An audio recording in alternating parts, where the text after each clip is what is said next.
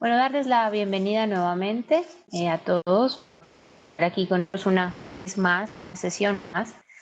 Digamos que vamos a hablar acerca de lo sucedido en referencia un poco a la Fed, el tema de las tasas de interés y la política monetaria. Hay muchísima gente que no comprende cómo funciona este mecanismo y qué impacto tiene. Sobre todo vamos a revisar el tema de qué nos espera para el siguiente trimestre, para los siguientes meses, basados un poquito en los conceptos económicos que, pues, aunque no a muchos les gusta estudiar y aprender, pues es totalmente necesario.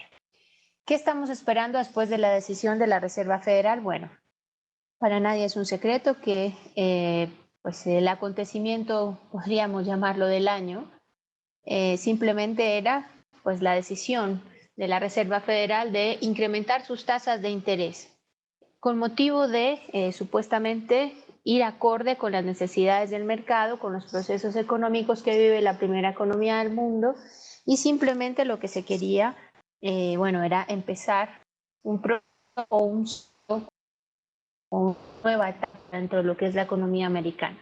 Pero vamos a revisar el tema que pues, para todos es claro que no hubo ese incremento. ¿Y qué pasó después? ¿Qué sucedió? Ya días antes de la reunión del fondo, lo que se trataba era de una especulación, ¿verdad? Empezamos a ver lo que sucedía con China y simplemente el mercado empezó a acomodarse a la idea de que la Fed no subiera las tasas, por lo menos en esta reunión de septiembre, ¿verdad? Que incluso empezó a gestarse todo este proceso especulativo desde el mes de septiembre, ¿verdad?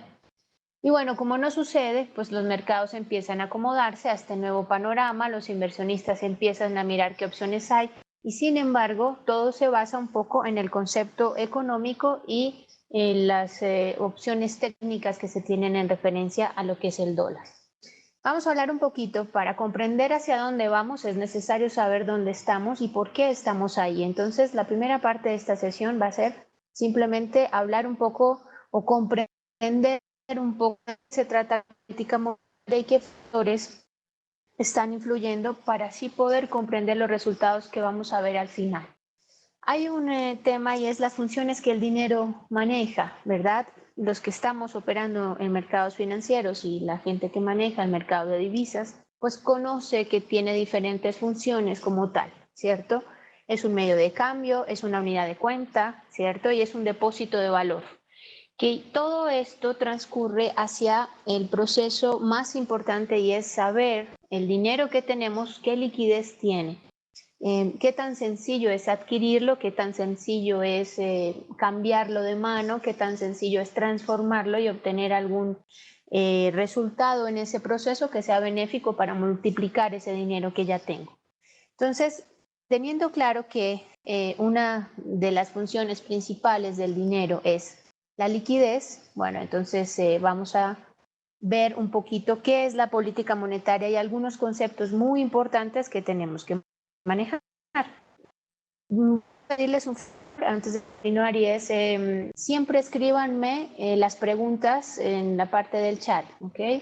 A veces me escriben en otra ventana y no les puedo responder. Entonces, por favor, las preguntas que tengamos, a medida que vayamos hablando, les pido que me las publiquen en el chat.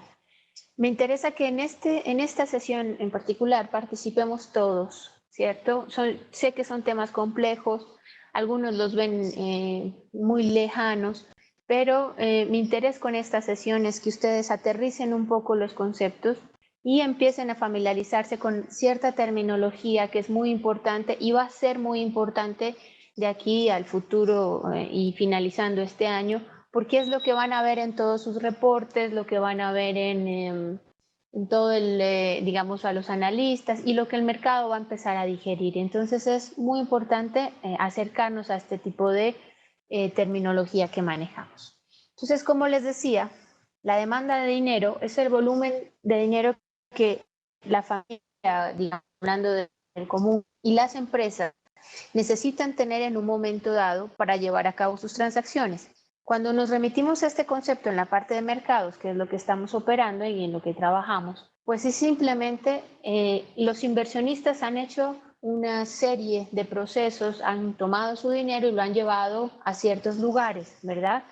Estos lugares donde los han depositado, ya sea en acciones, ya sea en títulos de deuda de algunos países o en simplemente divisas como el dólar, el yen o el euro, por ejemplo, tienen un costo de oportunidad. Ese costo de oportunidad es el valor más alto, ¿verdad?, al que se debe renunciar cuando uno tiene varias alternativas. Entonces, cuando yo hablo de costo de oportunidad, es simplemente cuando llevo mi dinero a algún lugar y me renta un valor, ¿verdad? Esto puede ser bueno o malo en la medida en que existan otros lugares donde llevar el dinero sea mejor porque va a rentar mucho. Entonces, la tasa de interés lo que hace es representar el costo de oportunidad de ese dinero que tengo. Si ustedes tienen un capital ahorrado, tienen un dinero y lo llevan a un banco, pues simplemente lo más lógico es que empiecen a buscar qué banco les va a generar una tasa de interés mucho mayor. Va a recibir su dinero y les va a dar a ustedes un dinero mucho mayor, ¿verdad? ¿Para qué? Porque lo que se quiere es que la inversión vaya creciendo, incluso que no lo vemos en este caso a nivel económico, porque las cifras de inflación en la mayoría de lugares están estables y más bien con tendencia a la baja, pero incluso esa tasa de interés debe ser mayor al menos a cumplir esa tasa de inflación, ¿verdad? Debe ser superior a esa tasa de inflación, porque si no mi dinero va a empezar a perder valor y a devaluarse como se conoce. Entonces, la importancia de la tasa de interés es ese costo de oportunidad. Y la Fed simplemente cuando empieza en el 2008 la crisis económica, que todos los bancos centrales tuvieron que descender sus tasas de interés. Ustedes tienen aquí en FX Street un área específica donde ven las principales tasas de los bancos y van a ver que han sido, digamos, llevadas a sus volúmenes o a sus zonas mínimas. ¿Por qué? Porque veníamos obviamente en un proceso de decrecimiento y en un proceso de recesión. Entonces, eso hace que la tasa de interés esté muy baja y la Fed dice, bueno, nuestras condiciones económicas empezaron a mejorar, estamos teniendo una buena tasa de empleo, ¿verdad? Estamos casi en la zona de empleo pleno que se conoce a nivel económico y creo que es pertinente empezar a subir las tasas de interés. Esto claramente va a traer un movimiento en referencia a la moneda. Y el proceso, digamos que venía muy bien hasta que la segunda economía del mundo, que es China, empieza a ser evidente un proceso de desaceleración que ya se venía anticipando. Entonces vemos a las bolsas asiáticas empezar a tener unas cifras negativas y eso, sin quererlo, tiene que afectar la decisión de la Fed de no modificar la tasa de interés porque obviamente el mercado cambiario va a sufrir una serie de modificaciones con las que no contaba y que no había contemplado del todo. Siempre que hablamos de la teoría cuantitativa del dinero, y pues no, mi interés no es que aprendan un sinfín de cosas, de términos, ni que se enreden, pero cuando uno está tratando de hacer una proyección en el futuro, con el siguiente trimestre y ese tipo de cosas, pues es muy importante mantener estas variables bajo el contexto actual e irlas midiendo poco a poco. Entonces, por ejemplo, estamos hablando que hay una masa o la cantidad de dinero que está circulando, hay una velocidad de circulación, ¿cierto? Para un banco central, inyectar dinero funciona si la velocidad de circulación de ese dinero tiene unas específicas y no se lento. Si el dinero se concentra, digamos que en un grupo de personas y esas personas simplemente lo guardan, no lo prestan, no lo mueven, no lo invierten, no hacen nada con él, no va a tener un impacto en la economía. Entonces, esa velocidad de circulación es muy importante y es, digamos, uno de los factores que está determinando las condiciones económicas en Estados Unidos y en el mundo. El siguiente factor es el nivel general de precios de la economía, lo que se conoce como inflación. Todo el mundo asume que la inflación es muy mala, que siempre es terrible, pero ustedes ven que llevamos, yo creo que 2 años esperando a que la inflación suba, que no es lógico porque siempre los grandes economistas escriben los problemas y perjuicios de la inflación, pero que en este momento es trascendental. Esta inflación es la que va a corroborar que el dinero que está dentro del mercado o circulando en los diversos países está teniendo efecto en el consumo directo. y significa que sí hay un dinamismo. Por eso la Fed decide retrasar un poco el tema de sus tasas de interés y por eso es el temor o de seguir, digamos, bajo el deseo de cumplirle a los mercados y a los inversionistas o demorarse un poco más, ¿verdad?, en tomar esa decisión porque estaría cambiando la perspectiva de su política monetaria. Hay dos clases de política que vamos a ver ahora. Y el tercero es el producto de la economía del mundo. Entonces, si ven, entonces, por ejemplo, en Estados Unidos el producto de la economía está bastante bien. Los índices de producción, pese a no ser los mejores, están estables, sin que muestren, digamos, solidez. Hoy tuvimos dato de manufactura que quedó exactamente igual en el mismo nivel del mes anterior. Los niveles de precio muy bajos, la velocidad de circulación que tampoco logra sostenerse y la cantidad de dinero que hay dentro del mercado, que es muchísima.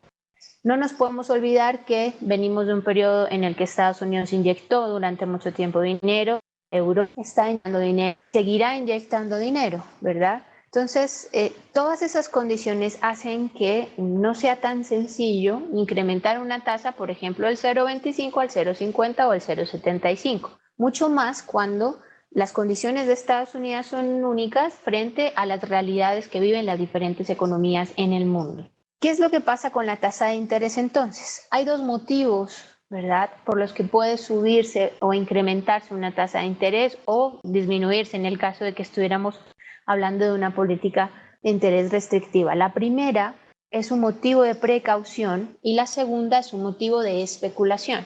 Entonces, estas dos motivaciones lo que hacen es, dependiendo de uno, el ciclo económico donde estoy, que en este caso las circunstancias de Estados Unidos actuales son un proceso de recuperación no igual a las de Europa, mucho más fuerte, no logra inyectar dinero a la economía para tener un motivo de crecimiento real. Entonces simplemente se hablan de estas dos motivaciones. Cada banco central utiliza estas dos motivaciones en referencia a lo que quiere lograr, ¿verdad? Claramente la Fed ha llevado un proceso especulativo durante todo este año en referencia a sus condiciones de crecimiento y a la motivación que lo llevaría a incrementar esas tasas de interés, y es acabar con un ciclo que empezó desde el 2008 y que terminaría este año o a comienzos del 2016 y empezar unas nuevas condiciones internas. Sin embargo, y lo discutíamos ahora en la mañana con alguien, con uno de mis maestros, y es ¿por qué incrementar las tasas de interés, verdad? ¿Y por qué crecer cuando el resto de la economía global no lo está haciendo? Al contrario, tiene múltiples dificultades para sostenerse. Y cuando estamos hablando de factores macroeconómicos como estos, todos los participantes o los protagonistas pues son muy importantes y no están aislados. Todo es un conjunto y por eso esta decisión es tan importante y por eso algo como lo que sucede en China finalmente termina por afectarnos. En referencia a eso, ¿ven? Hay dos tipos de política monetaria, una que es la restrictiva y otra que es la expansiva. Estábamos en Estados Unidos en un proceso de restricción desde el 2008 hacia acá. Entonces, las tasas de interés que estaban muy altas se redujeron, ¿cierto?, tratando un poco también de mejorar las condiciones económicas internas.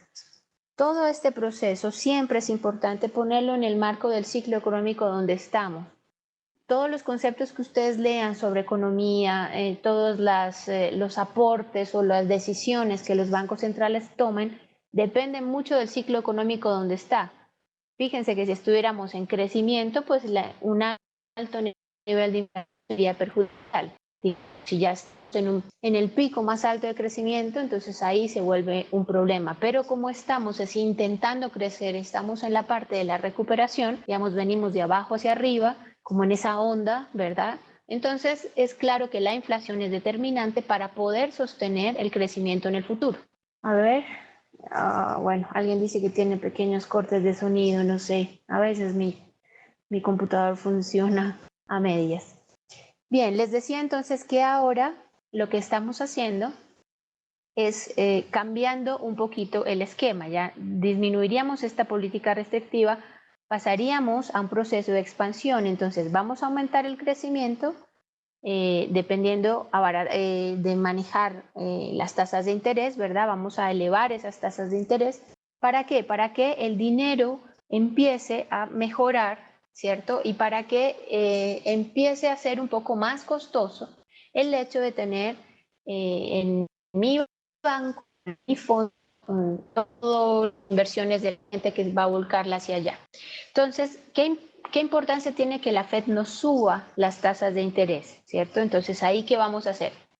Vamos a hacer que la moneda que tengo como tal, que en este caso es el dólar, que no solamente rige a Estados Unidos, sino es con la que se comercializa en el mundo, empieza a ser más atractiva, ¿verdad? Imaginen que tengo 5 bancos y los bancos solamente me están prestando al 1%, por tener una cifra. Y ahora uno de esos bancos decide que va a empezar a pagarle un interés a la gente del 2 o del 3. ¿Qué harían los demás? Pues simplemente volcarían su dinero, venderían todo lo que tienen, ¿verdad? Ya sea, llámese acciones, ya sea títulos de deuda, llámese oro, llámese muchas cosas que no me interesa tener, porque ahora tengo un lugar que es más seguro.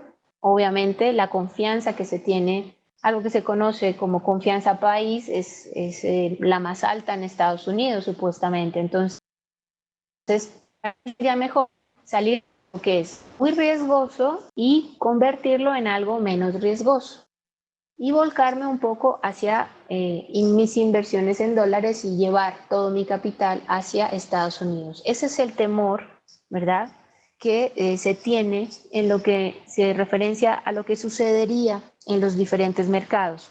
Como les digo, no hay no hay una medida que solamente afecte a una economía en sí misma, afecta a sus vecinos y afecta, en este caso, por ser la primera economía del mundo, pues afecta a la totalidad del resto de economías.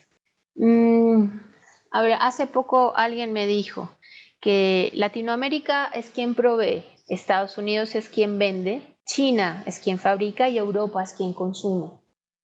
Si ven, todos están enmarcados por una única moneda, que es el dólar, ¿cierto? Entonces, sí, lo que sucede, como se especula, es que de aquí a final de año la Fed incremente sus tasas, pues simplemente seguiría un proceso de fortalecimiento porque pues sería mejor negocio tenerlo ahí y no estar dando vueltas en otros productos y en otros momentos que son más riesgosos y que dependen de otras circunstancias. Entonces pasaría porque la gente empezaría a vender lo que tiene, las diferentes monedas perderían su valor frente al dólar y tendríamos unos niveles mucho más fuertes de los que estamos teniendo. ¿Cuáles son las fechas más importantes en referencia a las reuniones del FOMC? Hay una en octubre, que es el 28 de octubre, que si bien le daría a la Reserva Federal un mes solamente para evaluar un poco más el tema del mercado, y la siguiente ya sería en diciembre. En octubre, fiscalmente, en Estados Unidos se cierran las cifras en el mes de octubre.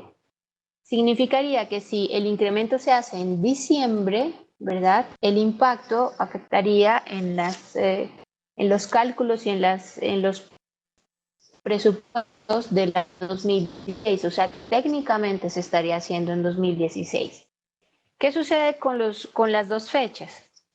Personalmente, y pues ya es un poco más a nivel de opinión, incrementarlas en el mes de octubre sería muy precipitado porque en un mes no habrían cambiado del todo las condiciones de los mercados a nivel bursátiles, a nivel de acciones, a nivel de China, ¿verdad? No habría mucha diferencia y tal vez lo habrían hecho en el mes de septiembre. Pienso que hacerlo en diciembre, para nadie es un secreto que el último trimestre siempre es el que mejor cifras tiene, ¿verdad? Después de octubre la gente compra más, consume más, el empleo aumenta.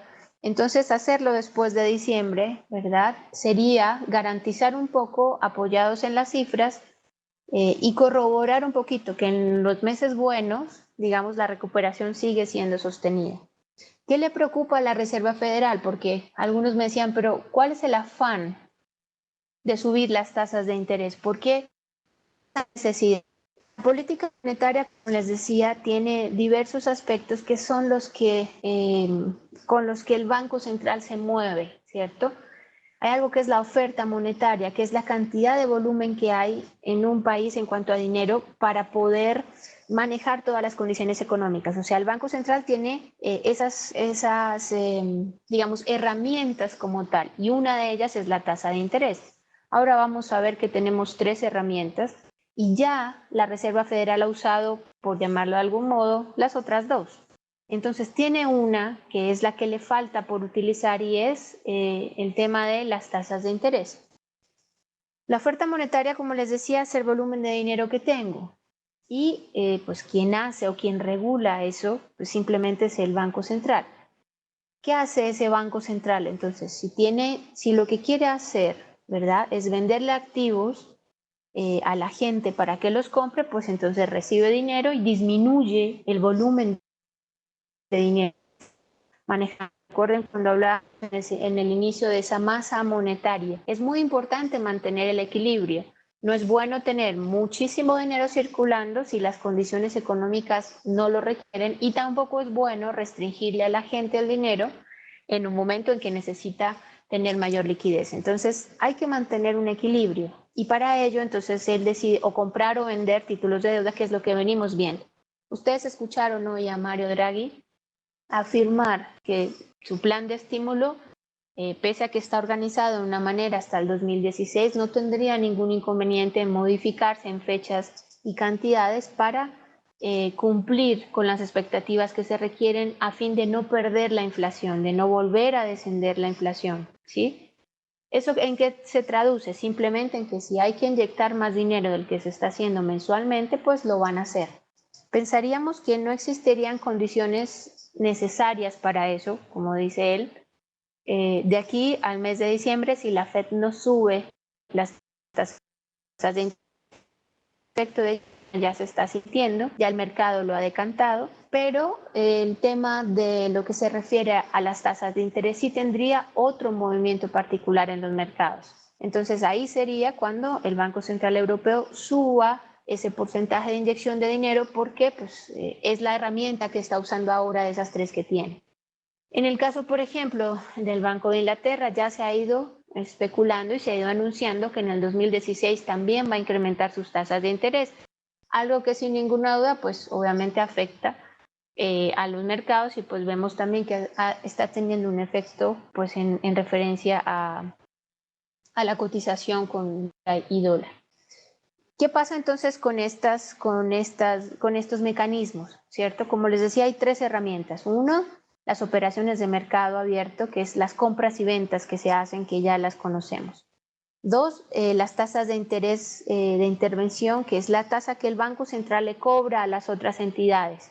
Ustedes vieron que el Banco Central Europeo ha mejorado, digamos, estas tasas, tratando de facilitar el proceso a los otros bancos. Y 3, los requerimientos de reserva o encaje, que es la proporción de los depósitos de dinero que las entidades reciben. Entonces, un banco recibe cierto monto de dinero y por ley debe entregarle al Banco Central una proporción de ese dinero para que el Banco Central lo guarde, y en el momento en que todas las personas vayan a reclamar sus inversiones pueda cumplir y tener esa liquidez, que finalmente es lo más importante cuando hablamos de dinero.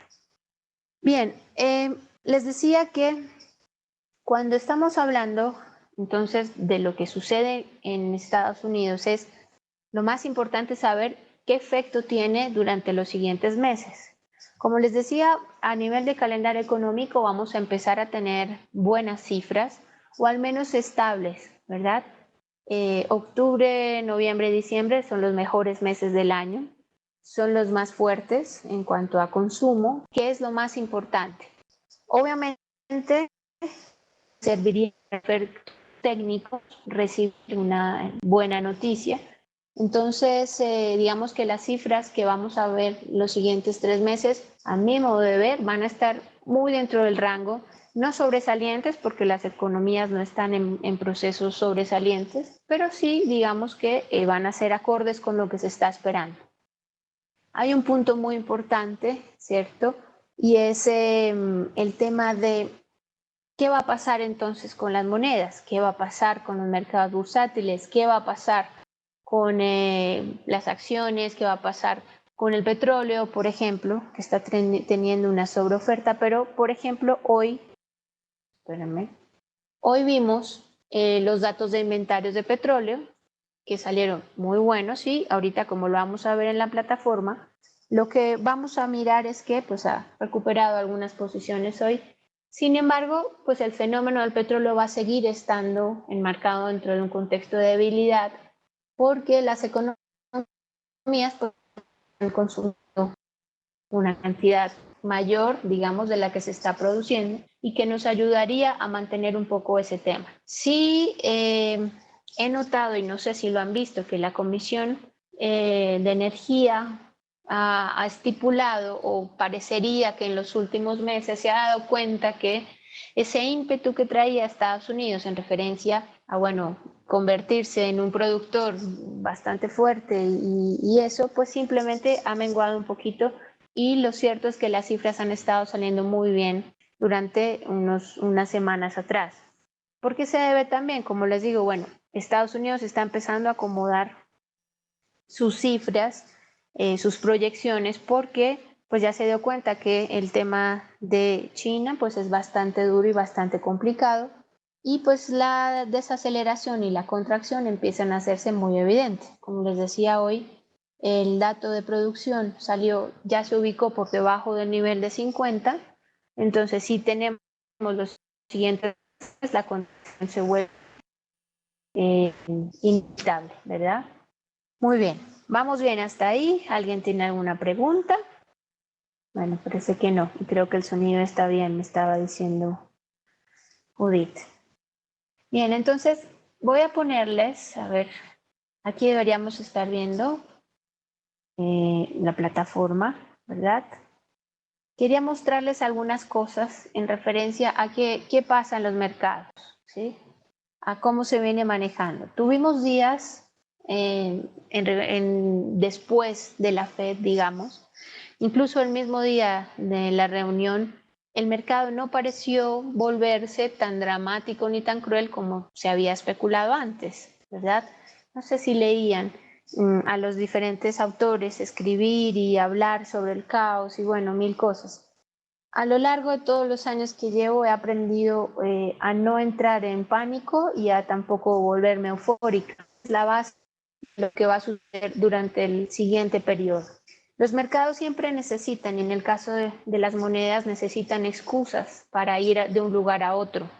Yo lo llamo excusas, que no es otra cosa que la repercusión de las noticias económicas, diferentes quiebres, digamos, de zonas de precio importantes, proyecciones económicas, sistemas o noticias generales que se viven a nivel mundial. No sé si vieron lo que pasó con algo tan simple como lo que sucedió con Volkswagen, que ha falsificado sus reportes de emisión de gases en la mayoría de sus vehículos por un periodo de tiempo muy largo y que ahora, pues, hace 2 días atrás se desploma, ¿cierto?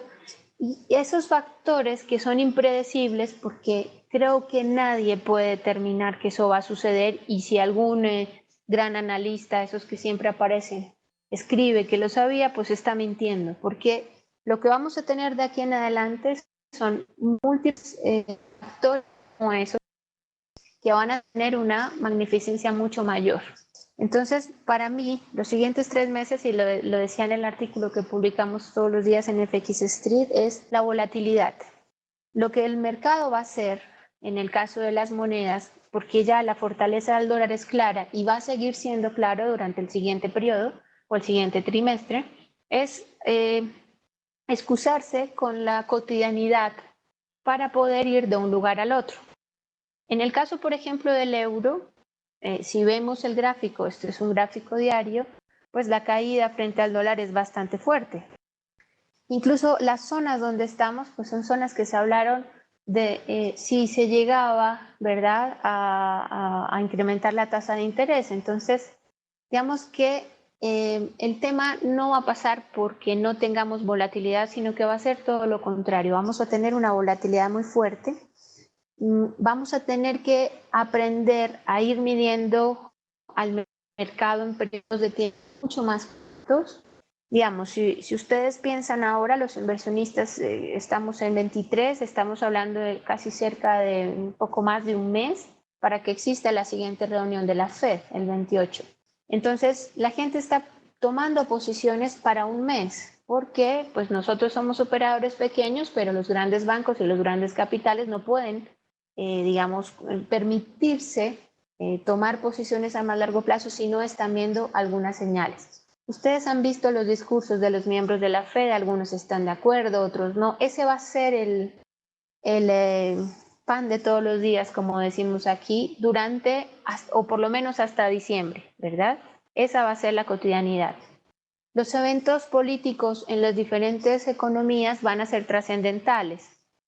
Estamos a puertas de una elección, por ejemplo, en España. Este 27 hay elecciones en Cataluña, ¿verdad? Y eso es muy importante. ¿Por qué? Porque los dos partidos o las zonas políticas que se están disputando, los lugares, algunas están de acuerdo o no con independizar a Cataluña de España, ¿cierto? Esto tendría un impacto, claramente, y así no se quiera manejar, sería desastroso para España en este momento fiscal, en este momento económico. Entonces eso hace que también sea una excusa para que el dólar pierda mucho más valor. Y dependiendo de lo que suceda el domingo, el lunes vamos a tener otro panorama. Entonces, ¿qué venimos viendo? Básicamente que todas las monedas van a perder su fuerza frente al dólar sin que sean o que tengamos unos picos muy extremos. Al contrario, vamos a tener caídas y movimientos de menores recorridos, ¿cierto? Eso en referencia a la operativa intradía que estamos manejando, pero que digamos que es fácil de operar. ¿Cuál es mi consejo? Pues simplemente no seguir, digamos, las antiguas tradiciones que eran levantarse, mirar la tendencia del día, porque la tendencia del día ya no está completamente acorde, sino que va a ir segmentada dependiendo de los datos económicos que se publican y también de los efectos adicionales que estamos teniendo. Entonces, si alguien va a hablar, los datos de China son totalmente relevantes, hay que estar muy pendientes. Hoy tenemos, por ejemplo, también datos de Japón, producción manufacturera, índices de inflación, ¿cierto? Van a ser los reportes más importantes que tengamos, inventarios de petróleo, que sigue siendo la materia prima más importante que está pues rigiendo al resto. Y el resto de economías van a acomodarse. Digamos, para nadie es un secreto que economías como las latinas, como Canadá, por ejemplo, que está sufriendo el impacto directo de lo que pasa con el petróleo, pues van a estar muy sujetas a la reacción de los mercados frente a este proceso. En referencia al petróleo hemos visto está un poco mejor, digamos, de luego de la zona de los $38 por barril. Y lo que estamos viendo es que el mercado pues va a continuar tratando de sostenerse en esa zona. Se ha especulado, y ustedes lo leen por ahí, que tendría un descenso nuevamente para luego empezar una recuperación. Todo esto tiene un sentido y recuerden que nunca nada cae para siempre y nunca nada sube para siempre. Se trata de que aprendamos a subirnos, digamos, en esos recorridos, no tan abajo y no tan arriba, ¿verdad? Porque el riesgo ahí es mayor. Pese a lo que muchos digan, yo creo que uno siempre tiene que asegurarse de que cuando ya está montado, por llamarlo en ese tren, va en sentido que uno quiere. Entonces, el petróleo está muy bajo. Incluso si ustedes quisieran invertir ahora, sería una buena opción. No para, digamos, salir de esta opción en 2 meses o 3 meses, incluso de pronto hasta ni siquiera un año. Sí, en el futuro. Hay inversionistas que le están apostando a un futuro un poco más a largo plazo, ¿sí? El petróleo ya estuvo a $100 y siempre piensan que uno de los conceptos que manejamos cuando hablamos del Dow Jones, de la teoría de Dow, es todo vuelve al mismo lugar. Siempre el mercado vuelve a un mismo precio, es una de las bases de los mercados financieros. Entonces, tarde o temprano vamos a volver a estar a 60 o a $70 por barril, que sería mucho mejor, ¿sí? Porque en este momento estamos a 46, 47, que no es perjudicial del todo, como sí lo es un 35 o un 38, ¿verdad? Pero que digamos que este no es tan malo, es manejable, pero que para las empresas petroleras y para el desarrollo económico $60 por barril es algo normal. Todos sabíamos que 100 era demasiado. Es como lo que sucede con las economías latinas, que están sufriendo el impacto de un fortalecimiento del dólar y una devaluación de sus monedas, pero que durante años han venido viviendo una fiesta de crecimiento, de simplemente comprar y comprar y comprar, crecer, crecer y crecer, y eso no dura para siempre. Entonces, lo que estamos viviendo es normal dentro de los ciclos económicos, hay que aprender a tomarlo de esa manera, no entusiasmarnos, no enloquecernos, y digamos que los siguientes meses para mí van a ser un poco más duros en el sentido de nos toca llevar el mercado día a día, ¿sí? Cambiar, incluso dependiendo de lo que tengamos a nivel de calendario económico, ir cambiando esa tendencia cada 3-4 horas porque así lo maneja el mercado. Yo no veo que tengamos en referencia a las diferentes monedas algunas zonas, digamos, muy elevadas, ¿verdad? En referencia a los grandes cambios. Creo que nos vamos a mantener así hasta que la Fed nos diga si va a subir sus tasas o no, ¿verdad? El siguiente episodio, como les digo, es octubre, entonces tenemos este mes. ¿Por qué se toman estas fechas, digamos? ¿Y por qué no noviembre, por ejemplo?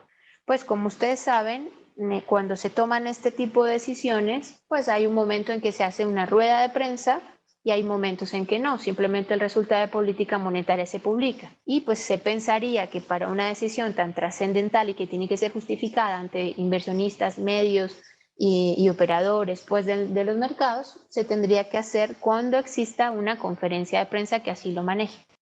Entonces, por eso, para mí, la fecha de diciembre es un buen espacio porque le permite a la Reserva Federal apropiarse de buenas cifras durante octubre y noviembre, revisar cómo va ese crecimiento, compararlas con los mismos meses del año anterior, ¿cierto? Y así están un poco más seguros en cuanto a las cifras como motivación para poder incrementar. Claramente el incremento no va a ser excesivo, ¿verdad? Uno pensaría que va a ser muy paulatino porque las condiciones del mercado así lo requieren. Entonces, digamos que el incremento, yo sí creo que podría realizarse o efectuarse antes de finalizar el año. Y lo que les digo, técnicamente, si se hace en diciembre, pues estaría incluyendo dentro del proceso del año 2016, porque finaliza en octubre a nivel fiscal todo el proceso en el Banco Central de la Reserva. A ver, vamos a mirar un poco qué hay por aquí. Vale, Antonio Fernández nos dice que el euro lleve tendencia alcista desde marzo. Supongo que se debe al QE. Si es así, ¿no debería ser justo al revés y depreciarse al poner el BCE más dinero en circulación? Bueno, entonces vamos a mirar ciertos temas en referencia a primero lo que nos dice Antonio de que la tendencia es alcista desde marzo. Bien, vamos a mirar y a revisar. Marzo. Bueno, este es el gráfico. ¿Qué pasa con él? Vamos a trazar una línea de tendencia acá, ¿verdad? Aquí tenemos una línea de tendencia. Me imagino que esa es la línea de tendencia alcista de la que habla Antonio. ¿Qué pasa con el euro, verdad? El euro, ¿cierto? Ha sufrido un impacto mucho mayor porque si se fijan, desde el 2008 Estados Unidos empezó a inyectar dinero a la economía. Europa no se tomó este tiempo para inyectar ese dinero, sino que lo viene haciendo ahora. Entonces, ¿de qué se trata? Que cuando hay muchísimo dinero, cuando hay algo que está en exceso, pues pierde su valor, ¿verdad? Y lo que está pasando ahora es que la fortaleza del euro se viene perdiendo. ¿Por qué? Porque existe una moneda principal que es el dólar. Si el dólar se fortalece, el resto de monedas va a perder valor independiente de las condiciones económicas que se estén viviendo. Y eso es lo que está pasando ahora. ¿Ven? Por ejemplo, después debemos estar teniendo un movimiento si fuera simplemente el hecho digamos, del desarrollo de cómo funciona el mercado, pues tendríamos que ver un euro un poco más arriba. Pero no está sucediendo porque es el dólar el que está manejando el mercado global y es el dólar la moneda que está dirigiendo el sentido de los otros, ¿cierto? Eso es lo que está pasando con el euro. Entonces va a seguir perdiendo valor. ¿Qué va a pasar, por ejemplo, si, digamos, si al final de todo el proceso en España, digamos, tenemos una situación que no se cumple y Cataluña dice, bueno, me voy a independizar? Ahí el euro perdería valor. ¿Qué sucede? Digamos, como lo vimos el fin de semana con las elecciones en Grecia, ¿qué habría pasado si el ministro Tsipras no continúa, por ejemplo, que fue quien firmó los acuerdos con la Unión Europea? Ahí el euro perdería valor. Pero la pérdida no sería tan alta ni tan marcada, y lo vemos en velas más pequeñas. Cuando decía que lo siguiente que va a suceder es un poquito eso, ¿verdad? El dólar va a seguir siendo la moneda más importante y la que va a marcar el recorrido, pese a esos pequeños momentos de corrección que el mercado va a tener, ¿verdad? ¿Qué es lo que vemos? Entonces, eso es lo que vemos en ese caso. Vemos un euro que no puede fortalecerse porque las condiciones no están. Hoy tuvo momentos, vamos a mirarlo aquí un poco más cerquita. Ahora espérenme, vamos a poner un gráfico más pequeño, por ejemplo, del euro, ¿cierto? Esto es lo que pasó hoy, lo que ven bien ahí en mi plataforma. Fíjense los movimientos tan pequeños y tan cortos cuando estamos hablando de plataforma, ¿ven? Son recorridos muy pequeños, ¿cierto? Muy cortos. ¿Por qué? Porque el mercado va a seguir en este mismo tono hasta que no encuentre una respuesta a su mayor inquietud y a su mayor respuesta, digamos, en referencia a dónde quiere poner su dinero, si lo quiere manejar, seguir teniendo euros en acciones o si quiere volcarlo simplemente al dólar. Entonces, ¿qué es lo que está pasando? Pues hoy este es el movimiento del día, es muy corto en cuanto a tabla de precios, ven, en cuanto a puntos. Estas son las cosas que vamos a seguir viendo durante los siguientes días, porque el mercado está totalmente indeciso. Entonces, si vemos buenas noticias, por ejemplo, ¿verdad? Entonces subimos una o dos velas, vamos a ver velas diarias alcistas, ¿cierto? Pero no significa que haya un cambio de tendencia. La tendencia es muy clara en referencia a que el dólar es la moneda que está fortalecida y que va a seguir siendo fortalecida durante el siguiente periodo. Bien, entonces, ¿qué más dice? Borja le contesta a Antonio, le dice que la tendencia alcista que comentas creo que no es más que una corrección. El máximo en 1.1715 ha retomado la tendencia bajista. Sí, es una corrección, ¿verdad? Vamos a ponerlo acá para que lo veamos un poco mejor. Vamos a irnos aquí. Este es mi gráfico, vamos a irnos a gráfico. Miren qué está pasando, ¿sí? Este es el gráfico mensual del euro. Pues este movimiento que están teniendo acá es una recuperación, ¿verdad? Un movimiento de recuperación que no es un cambio de tendencia. Fíjense que el euro frente al dólar siempre ha estado los últimos meses, desde el año pasado, en una completa caída. ¿Por qué? Porque las condiciones económicas variaron.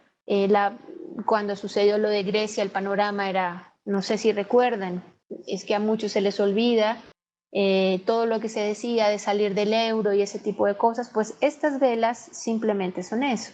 Estas velas alcistas, ¿verdad? Son la recuperación. Entonces, ¿qué viene pasando? Vamos a trabajar, por ejemplo, un FIBO, ¿cierto?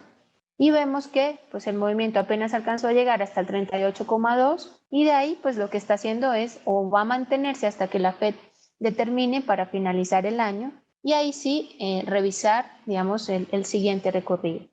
Entonces, un poco es lo que vamos a tener durante el siguiente periodo, ¿verdad? Es el tema de cómo va a terminar el escenario de la Fed, ¿cierto? ¿Cómo va o qué va a pasar con las tasas de interés? A mi modo de ver, pues octubre no sería un mes definitivo para tomar soluciones, pero como les digo, hay muchísima especulación, la volatilidad va a seguir estando a la orden del día y hay que estar muy pendientes. Personalmente no sé la fecha exacta en que la Fed decida tomar estas medidas. Creo que es un poco inesperado. Yo no lo haría en el año 2015, lo empezaría a hacer en el año 2016. Pero como les digo, todo ha sido sorpresa. Fue sorpresa China, que para poder manejarse, pues simplemente toma decisiones sin contar con el otro y la Reserva Federal podría hacer exactamente lo mismo. Entonces, mi único consejo es disminuir los tiempos operativos, ir de la mano del mercado, no excederse ni en la euforia ni en el miedo, y pues un equilibrio cuando estamos hablando de operaciones, teniendo claro que es el dólar quien está manejando la fortaleza general dentro del mercado. Bueno, me despido, creo que ya tenemos que irnos, siempre me despido con una frase. Hoy no les voy a poner una frase, simplemente lo que escribo en cada día de mi reporte, y es: ni miedo ni codicia, solo trading. Y la foto pues de la imagen del Papa Francisco, un ser maravilloso que siempre nos ayuda a seguir adelante un poco, ¿no? Esto en el marco de que está en su visita por América. Entonces, bueno, pensemos que todo va a tener un orden, y el último trimestre me parece que va a ser muy favorable y vamos a ver un poco la estabilización de los mercados y una mejora en las perspectivas económicas que tenemos a nivel global. Estos son mis datos. Muchísimas gracias a todos por acompañarnos. Nuestra página web www.capitalesydivisas.com, mi email personal capitalesydivisas@gmail. Gracias a todos por acompañarnos. Espero que pues tengan muy buenas operaciones, que este último trimestre les dé la suficiente fuerza para terminar un año de la mejor manera. Y bueno, nos vemos en la siguiente sesión. Un abrazo fuerte a todos y un beso. Cuídense mucho. Adiós.